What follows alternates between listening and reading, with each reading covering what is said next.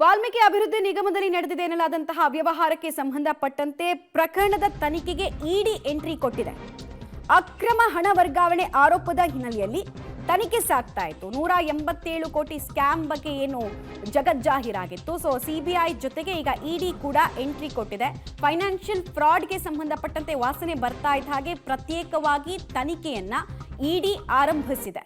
ಜೈಲಲ್ಲಿರುವಂತಹ ಆರೋಪಿಗಳನ್ನ ಇಡಿ ಅಧಿಕಾರಿಗಳು ಬಂದು ವಿಚಾರಣೆಯನ್ನು ನಡೆಸಿದ್ದಾರೆ. ಇನ್ಫ್ಯಾಕ್ಟ್ ಪದ್ಮನಾಭ್ ಮತ್ತು ಪರಶುರಾಮ್ ಹೇಳಿಕೆಯನ್ನ ಕೂಡ ಇಡಿ ಅಧಿಕಾರಿಗಳು ದಾಖಲಿಸಿದ್ದಾರೆ.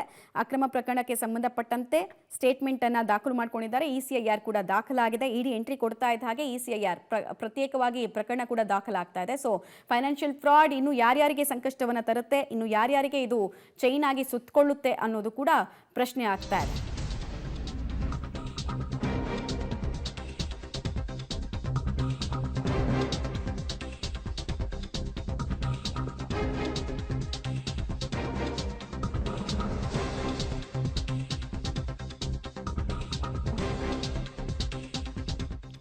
ವಾಲ್ಮೀಕಿ ಅಭಿವೃದ್ಧಿ ನಿಗಮ ಅವ್ಯವಹಾರ ಪ್ರಕರಣಕ್ಕೆ ಸಂಬಂಧಪಟ್ಟಂತೆ ಎಸ್ಐಡಿಯಿಂದ ಇಲ್ಲಿ ತನಕ 9 ಜನ ಆರೋಪಿಗಳ ಬಂಧನ ಆಗಿದೆ. 14.5 ಕೋಟಿ ನಗದನ್ನ ಕೂಡ ಎಸ್ಐಟಿ ಅಧಿಕಾರಿಗಳು ರಿಕವರ್ ಮಾಡಿಕೊಂಡಿದ್ದಾರೆ.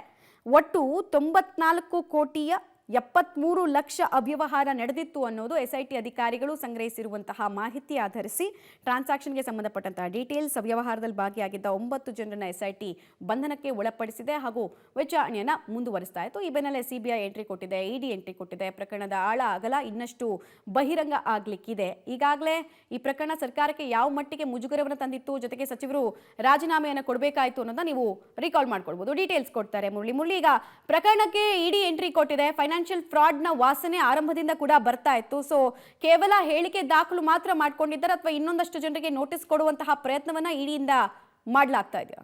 ಮಮತಾ, ಏನಾದ್ರು ಈ ಪ್ರಕರಣಕ್ಕೆ ಸಂಬಂಧಪಟ್ಟಂತೆ ಈಗ ಇಡಿ ಕೂಡ ಎಂಟ್ರಿಯನ್ನ ಕೊಟ್ಟಿರುವಂತದ್ದು.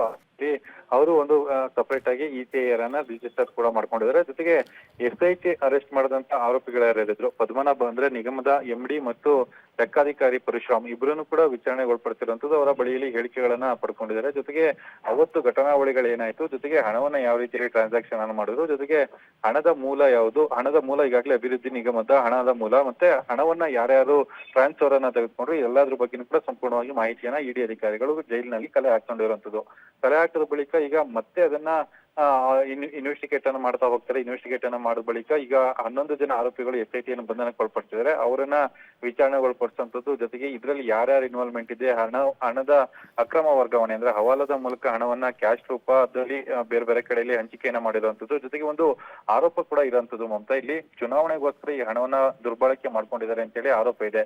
ಅದಕ್ಕೆ ಪೂರಕವಾದ ಸಾಕ್ಷಿಗಳನ್ನ ಕಲೆ ಹಾಕ್ಲಿಕ್ಕೆ ಇಡಿ ಅಧಿಕಾರಿಗಳು ಕೂಡ ಸಾಕಷ್ಟು ಪ್ರಯತ್ನಗಳನ್ನ ಮಾಡ್ತಾ ಇರೋದು. ಒಂದು ಕಡೆ ಸಿಬಿಐ ಈಗಾಗಲೇ ತನಿಖೆಯನ್ನ ಪ್ರಾರಂಭ ಮಾಡಿದೆ, ಇನ್ನೊಂದು ಇಡಿ ಕೂಡ ಈಗ ತನಿಖೆಯನ್ನ ಕೈಗೆತ್ತಿಕೊಂಡಿರುವಂತದ್ದು. ಇದು ಒಂದು ರೀತಿಯಲ್ಲಿ ಸರ್ಕಾರಕ್ಕೆ ಮತ್ತಷ್ಟು ಸಂಕಷ್ಟವನ್ನು ತಂದಿಡುವಂತದ್ದು ಅಥವಾ ಸರ್ಕಾರಕ್ಕೆ ಇನ್ನೊಂದಷ್ಟು ಮುಜುಗರವನ್ನು ಕೂಡ ತಂದಿಡುವಂತ ಪ್ರಯತ್ನಗಳು ಕೂಡ ಆಗುವಂತ ಸಾಧ್ಯತೆಗಳಿವೆ. ಸದ್ಯ ಎಸ್ಐಟಿ ಪ್ರತ್ಯೇಕವಾಗಿ ತನಿಖೆಯನ್ನ ಮಾಡ್ತಾ ಇರೋದು ರಾಜ್ಯ ಸರ್ಕಾರದ ಅಧೀನದಲ್ಲಿ ಇರುವಂತದ್ದು. ಆದ್ರೆ ಸಿಬಿಐ ಮತ್ತು ಇಡಿ ತನಿಖೆಯನ್ನ ಮಾಡ್ತಾ ಹಿನ್ನೆಲೆಯಲ್ಲಿ ಇನ್ನೊಂದಷ್ಟು ಸಂಕಷ್ಟಗಳು ಮತ್ತು ಇನ್ನೊಂದಷ್ಟು ವಿಚಾರಣೆಗಳು ಆಗುವಂತ ಸಾಧ್ಯತೆಗಳು ಹೆಚ್ಚಾಗಿರುವಂತದ್ದು. ಮಮತಾ, ರೈಟ್, ಧನ್ಯವಾದ ಮುರಳಿ ತಮ್ಮೆಲ್ಲ ಮಾಹಿತಿಗಾಗಿ.